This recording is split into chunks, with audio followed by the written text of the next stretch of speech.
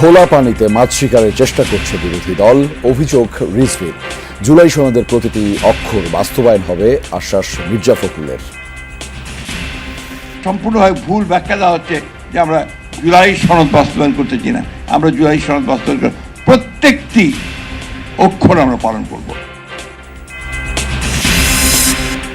সরকারের উপর আস্থা রাখতে পারছে না জনগণ, পদযাত্রায় এনসিপি নেতারা। দ্রুত গণভোটের রায় বাস্তবায়নের দাবি। যারা ভোটের আগে বলে গণভোটে হ্যাঁ দিন, ভোটের পরে গণভোট আর মানে না, তাদের প্রতি বাংলাদেশের মানুষ আর আস্থা রাখতে পারছে না। আপনারা বেগম খালেদা জিয়ার এত যে কষ্টের জীবন, এই জেলে কাটানো জীবন, এটার সাথে গাদ্দারি করিয়েন না। মেক্সিকোর উপকূলীয় এলাকায় 7.3 মাত্রার ভয়াবহ ভূমিকম্প। একাধিক আফটার শকে আতঙ্কে স্থানীয়রা, সুনামি সতর্কতা জারি।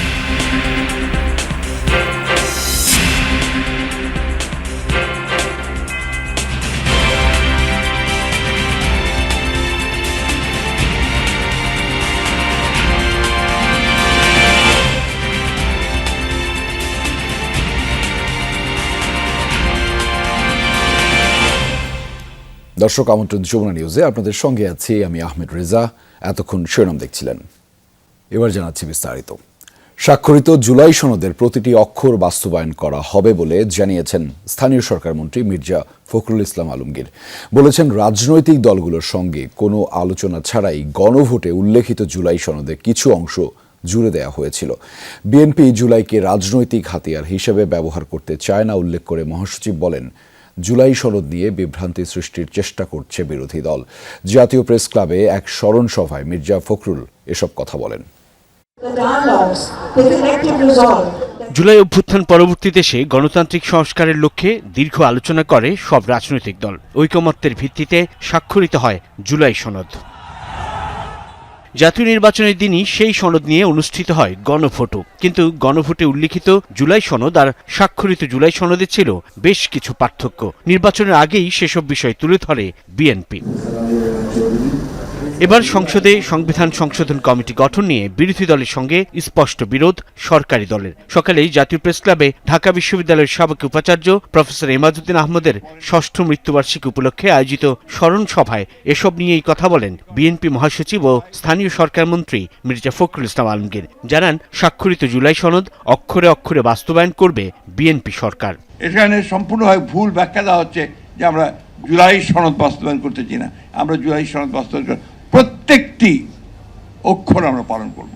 এটা হচ্ছে আমাদের কমিটমেন্ট। সেই গণভোটের একটা অংশ তো আমাদের সঙ্গে কোনো আলোচনাই হয়নি। জুলাই সনদের বইটা যদি আপনারা পড়েন, আমার কাছে এখানে নাই, প্রতিটি জায়গায় বলা আছে যে দল তাদের ম্যানিফেস্টো অনুযায়ী যেভাবে আশ্চর্য নির্বাচিত হবে, তারা তাদের ম্যানিফেস্টো অনুযায়ী সেইটাকে বাস্তবায়িত করবে।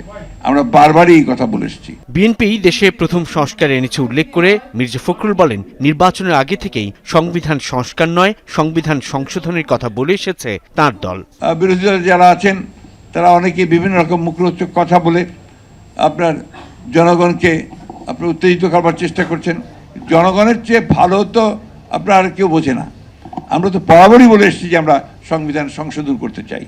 আমরা সংবিধান সংস্কারের কথা কখনোই বলিনি।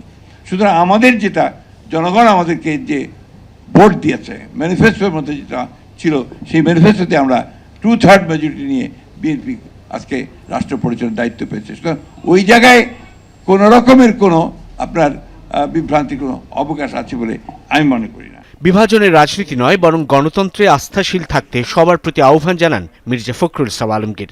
যে বিরোধী দল শুধুমাত্র আপনার তাদের ক্ষমতায় যাওয়ার জন্য এই জুলাইকে তারা ব্যবহার করতে চায়।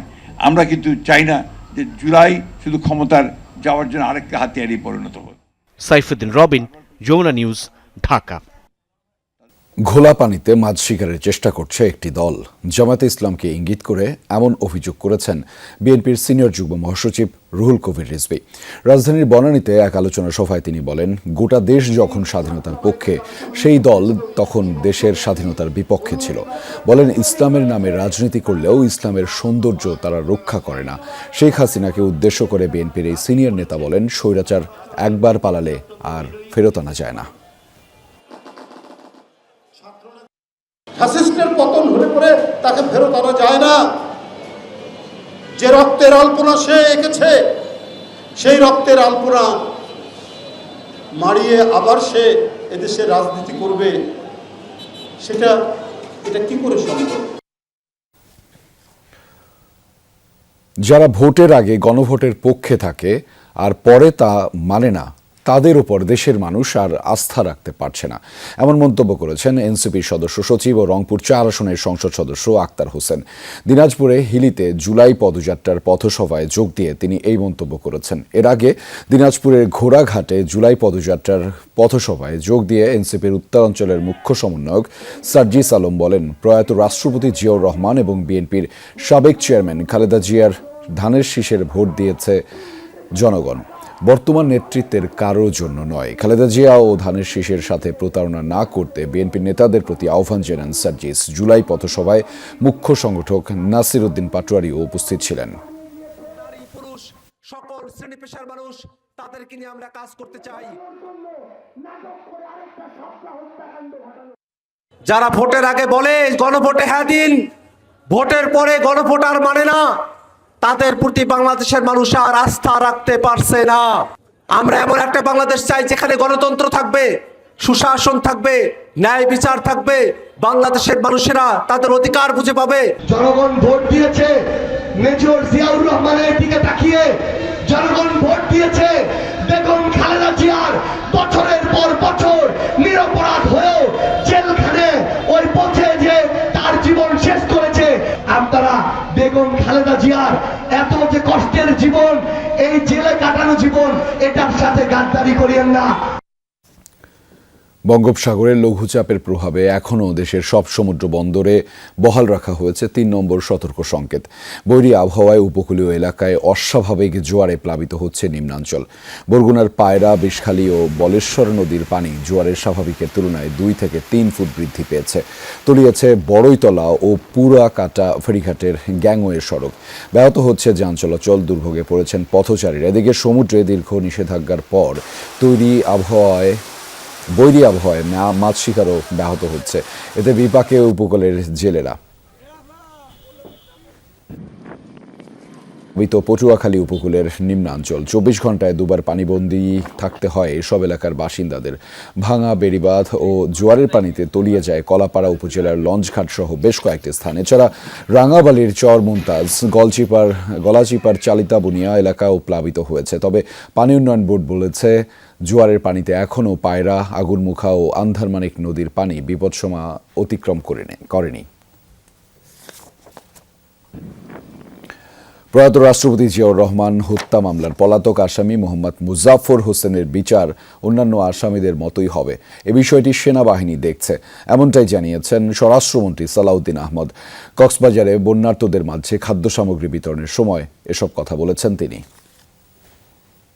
জিয়াউর রহমানের হত্যাকাণ্ডের সাথে জড়িত একজন পলাতক আসামি সেনাবাহিনীর সাবেক মেজর মুজাফফর গোপন অবস্থায় ছিল, লুকিয়ে ছিল বা পলাতক ছিল। তার হদিশ পাওয়া মাত্র আমাদের শৃঙ্খলা রক্ষাকারী বাহিনী তাকে গ্রেফতার করেছে এবং সেনা হেফাজতে তাকে দেওয়া হয়েছে, যাতে যেই আইনে তাদের একই সহযোগীদেরকে বিচার করা হয়েছিল সেই আইনে বিচার করা যায়। প্রধানমন্ত্রী তারেক রহমানের নেতৃত্বে নতুন স্বপ্ন নিয়ে দেশ পরিচালনা করছে বিএনপি। সর্বোচ্চ দিয়ে হলেও দেশের সাম্প্রদায়িক সম্প্রীতি বজায় রাখা হবে, এই কথা বলেছেন তথ্য সম্প্রচার মন্ত্রী জহিরুদ্দিন স্বপন।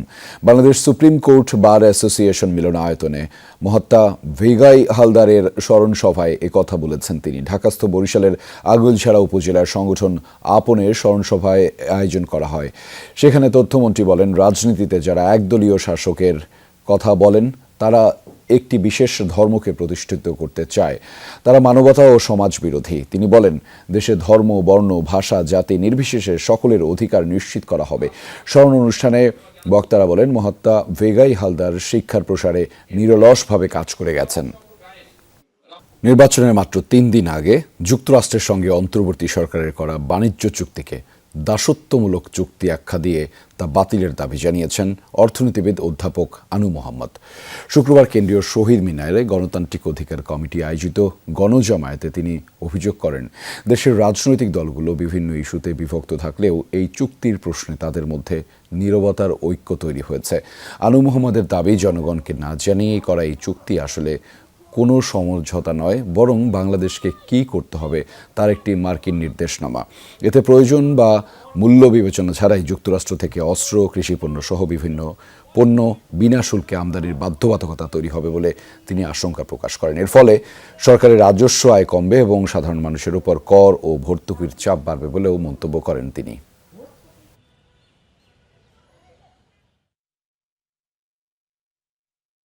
যদি বাংলাদেশে মার্কিন চুক্তি বাস্তবায়ন হতে থাকে এইভাবে, তাহলে যেটা হবে, বাংলাদেশের জাতীয় সক্ষমতা যেটা গড়ে ওঠার জন্য আমরা তেল গ্যাস কমিটি থেকে শুরু করে বিভিন্নভাবে অনেক আন্দোলন করেছি, অনেক দাবি জানিয়েছি, অনেক ব্যাখ্যা করেছি, সেই জাতীয় সক্ষমতা যতটুকু আছে সেই সক্ষমতাও বিপর্যস্ত হবে। এনবিআর, নির্বাচন কমিশনের সার্ভার, জন্ম নিবন্ধন ও টিকা সনদ জালিয়াতি সহ একাধিক আলোচিত সাইবার অপরাধে বারবার উঠে এসেছে হোয়াইট ডেভিল নামটি।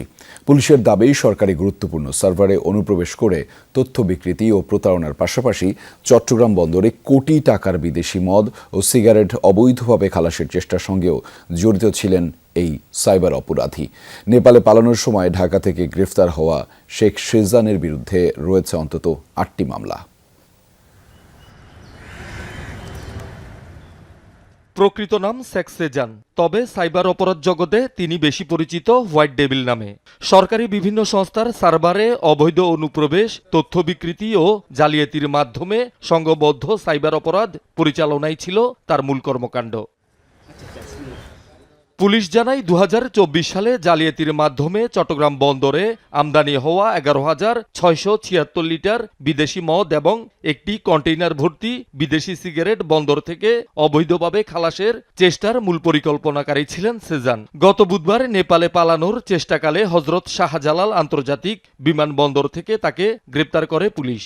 সে আস্তে আস্তে এই জিনিসটাকে তার আয়ত্তে এনেছে, কিভাবে বিভিন্ন জনের সার্ভারে ঢোকা যায়, ওয়েবসাইটে ঢোকা যায়, সেগুলো সে রপ্ত করেছে। সে রপ্ত করে এখন সে হোয়াইট ডেভিল নামে পরিচিত, সে বড় রকমের হ্যাকারে পরিণত হয়ে গেছে। বিভিন্ন সরকারি গুরুত্বপূর্ণ সার্ভারের নিরাপত্তা দুর্বলতাকে কাজে লাগিয়ে দীর্ঘদিন ধরে হ্যাকিং ও সাইবার জালিয়াতির কর্মকাণ্ড চালিয়ে আসছিলেন বলে দাবি পুলিশের।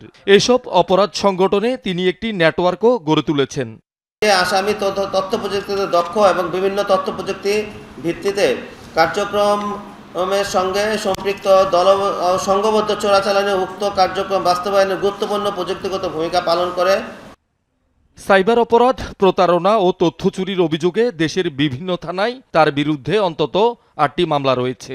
এর আগে ২০২৩ সালে নির্বাচন কমিশনের সার্ভারে অনুপ্রবেশ করে নাগরিকদের ব্যক্তিগত তথ্য চুরির অভিযোগেও গ্রেপ্তার হয়েছিলেন সেজান।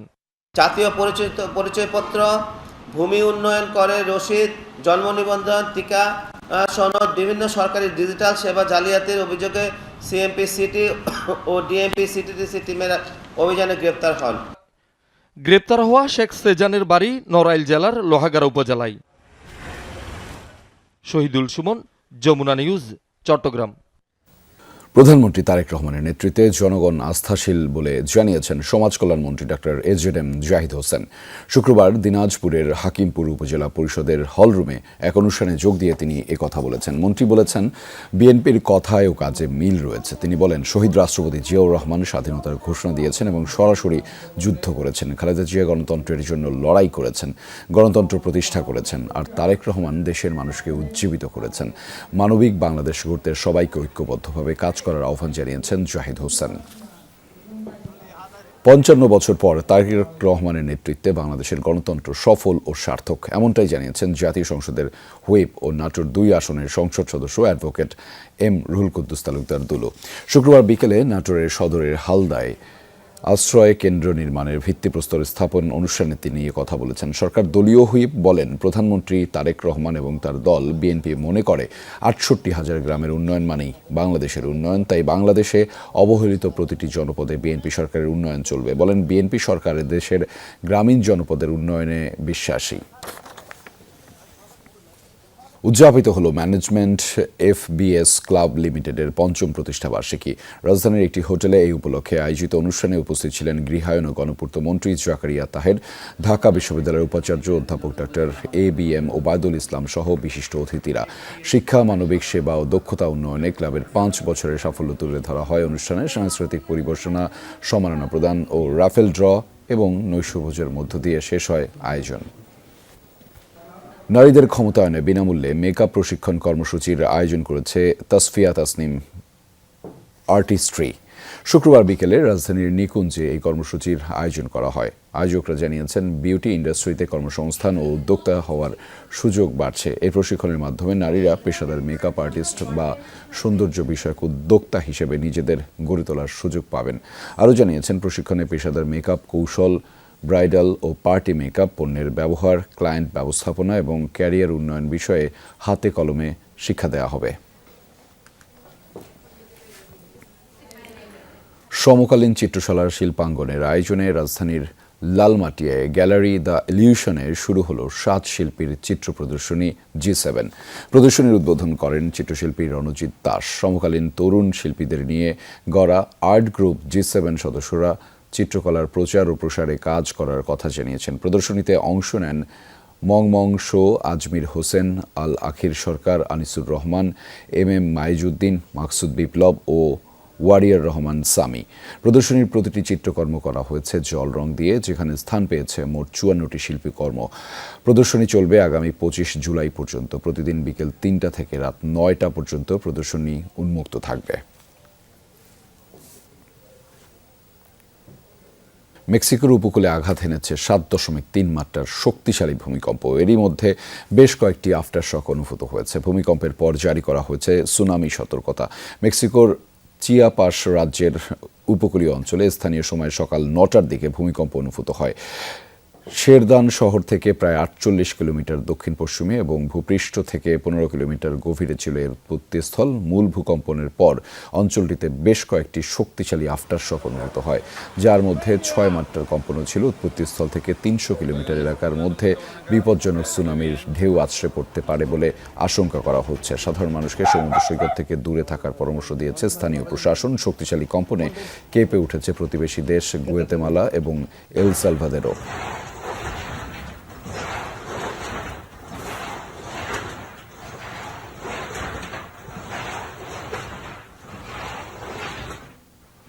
দর্শক, এই ছিল যমুনা নিউজে। এতক্ষণ সাথে থাকার জন্য আপনাদের সবাইকে ধন্যবাদ।